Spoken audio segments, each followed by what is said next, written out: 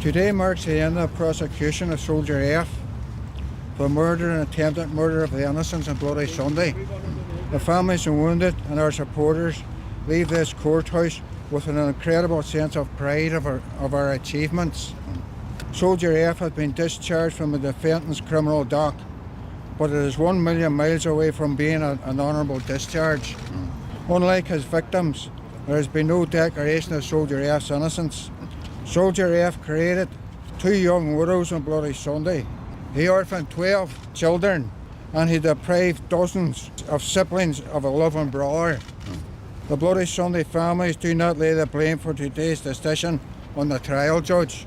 The blame lies firmly with the British state, with the RUC, who failed to investigate the murders on Bloody Sunday properly or indeed at all, and with the British Army, who shielded and enabled its soldiers to continue to murder with impunity and immunity. Also, the Office of the Director of Public Prosecutions, who, with a nod and a wink, complicitly signed off on decisions not to prosecute in 1972 without even raising an eyebrow. Most importantly, however, responsibility lies with the thugs of the Frank Kitchen's Private Army, the 1st Battalion of the Parachute Regiment, who opened fire, and those who directed and protected them. Despite the heroism, steadfastness and dignity of the Bloody Sunday families and wounded, a coward walks free from the dock today.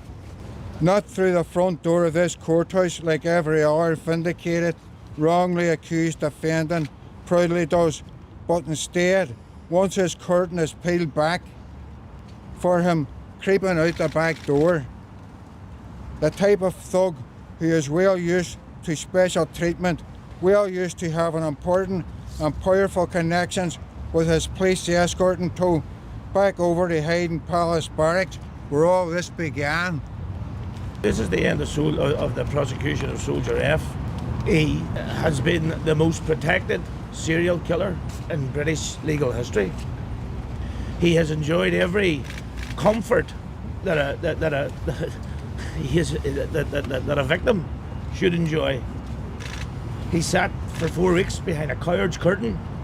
What we saw was a fraction of the charges that Soldier F should have faced. Soldier F was on trial for less than half of the murders and attempted murders that he committed on Bloody Sunday.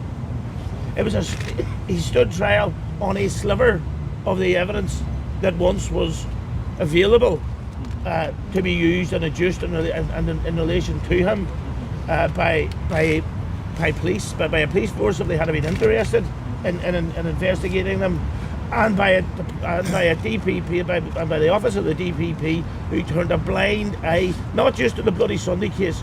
Between 1970 and 1974, 188 Irish civilians were shot dead by the British Army. In relation to each and every one of those shootings, none of those soldiers faced an RUC or a police investigation. None of them. And in relation to each and every file that went to the DPP, a blind eye was turned, because they could have directed the RUC to go and interview these people under cautions. It didn't happen once. And it is a shameful indictment on not just a police force, but also a prosecuting authority in a supposedly civilised European country. The people of Derry know that those who are culpable for murder on Bloody Sunday are the British soldiers. They are the British Army generals who ordered it, but they are also the successive British governments who covered it up. But the people of Derry have immense pride in the Bloody Sunday families. The fact that they have campaigned for 53 years to get to this point, to bring British soldiers to a courtroom, to face justice. That justice was not served today, but we will continue to stand with the families, and we will continue to do everything in our power to support them and to ensure that there is some semblance of justice for the Bloody Sunday families.